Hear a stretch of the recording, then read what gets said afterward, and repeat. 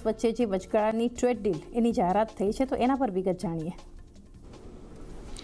જી, ખાસ કરીને ભારત અને યુએસ વચ્ચેની ટ્રેડ ડીલની આપણે અમુક ખાસ વાતો જાણી લઈએ, કારણ કે શુક્રવારે મોડી રાત્રે શનિવારે આપણને એક્ઝિક્યુટિવ ઓર્ડર પર ટ્રમ્પ દ્વારા સાઇન કરતો દેખાયો.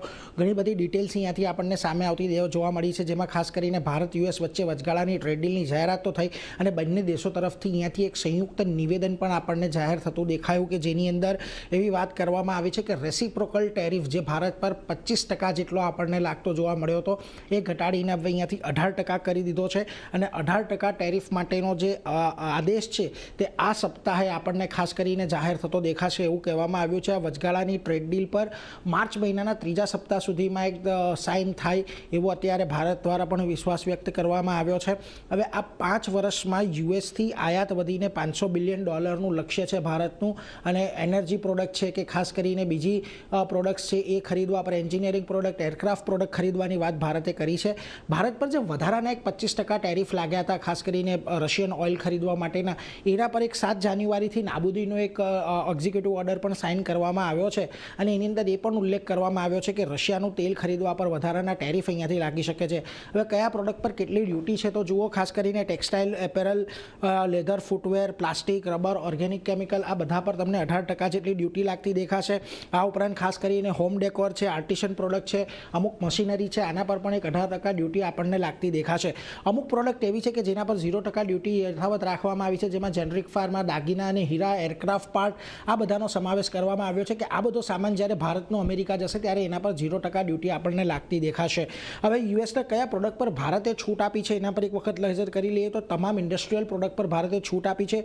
અમુક ફૂડ અને એગ્રી પ્રોડક્ટ પર અહીંયાથી આપણને છૂટ આવતી જોવા મળી છે. એક નક્કી કરેલી માત્રામાં ડ્રાયડ ડિસ્ટિલરી ગ્રીન્સ આયાતની છૂટ મળી છે. હવે આ જે વસ્તુ છે ખાસ કરીને પશુચારા માટે વપરાય છે. લાલ જુવારની આયાતને પણ એક મંજૂરી આપી દેવામાં આવી છે, એટલે અમેરિકાથી લાલ જુવાર પણ હવે આપણને આવતી દેખાશે. આ ઉપરાંત અખરોટ, બદામ, કાજુના ડ્રાયફ્રૂટ્સને અહીંયાથી છૂટ આપવામાં આવી છે. સફરજનની આયાતને પણ છૂટ આપવામાં આવી છે, પરંતુ એના માટે કોટા અને મિનિમમ ઇમ્પોર્ટ પ્રાઇસ નક્કી કરવામાં આવ્યું છે, એટલે એનાથી વધારે ત્યાંથી આયાત નહીં થઈ શકશે. મિનિમમ ઇમ્પોર્ટ પ્રાઇસ ₹80 છે અને એના પર ડ્યુટી ₹20 જેટલી નક્કી કરવામાં આવી છે. આ ઉપરાંત સોયાબીન ઓઇલ છે, વાઇન છે અને સ્પિરિટને આયાતની અંદર રાહત આપવામાં આવી છે, અને બીજી તરફ લોંગ સ્ટેપલ કોટન ઇમ્પોર્ટને પણ થોડીક છૂટ આપવામાં આવી છે, એટલે એ બધા પર એક ખાસ ધ્યાન રાખવાનું રહેશે. આ ડીલમાં ડ્યુટી સિવાય બીજી કઈ વાતો નક્કી કરવામાં આવી છે તો બંને દેશો નોન ટેરિફ બેરિયર હટાવવા પર સહમતિ દર્શાવી છે, અને યુએસના ફૂડ એગ્રી પ્રોડક્ટ પર નોન ટેરિફ બેરિયરની સમીક્ષા ભારત ફરી પાછું કરશે. યુએસના મેડિકલ ડિવાઇસ જે આવે છે એના પર ઇમ્પોર્ટ લાયસન્સ માટે અત્યારે શરતો થોડી વધારે કડક છે, જેને સરળ કરવામાં આવશે. આ ઉપરાંત આઈસીટી ગુડ્સના ઇમ્પોર્ટનો કોટા પણ ભારત અહીંયાથી હટાવશે એવું તેમણે કહ્યું છે. પ્રોડક્ટ પર લાગેલા સ્ટાન્ડર્ડની જે શરતો છે એની પણ સમીક્ષા ખાસ કરીને કરવામાં આવશે, અને બીટી અંતર્ગત ડીલ પ્રોડક્ટની મર્યાદા કદાચ આપણને હજુ અહીંયાથી થોડી ઘણી વધતી દેખાય.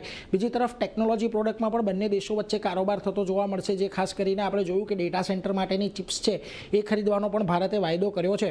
એમાં ખાસ કરીને જીપીયુ, ડેટા સેન્ટરના ઇક્વિપમેન્ટ પ્રોડક્ટની અંદર પણ ભાગીદારી આપણને વધતી દેખાશે. એટલે ખાસ કરીને એક ડીલ અહીંયાથી આપણને સાઇન થતી દેખાય છે. ભારતના પ્રોડક્ટ પર 18% ટેરિફ લાગશે, જ્યારે અમુક અમેરિકાના પ્રોડક્ટ પર 0% ટેરિફ પર ભારત અત્યારે નક્કી થતું દેખાયું છે. એટલે એક ઇન્ટરેસ્ટિંગ ડીલ છે. આજે કદાચ ઘણા બધા સ્ટોકમાં પણ આપણને આની અસર આવતી દેખાઈ શકે છે.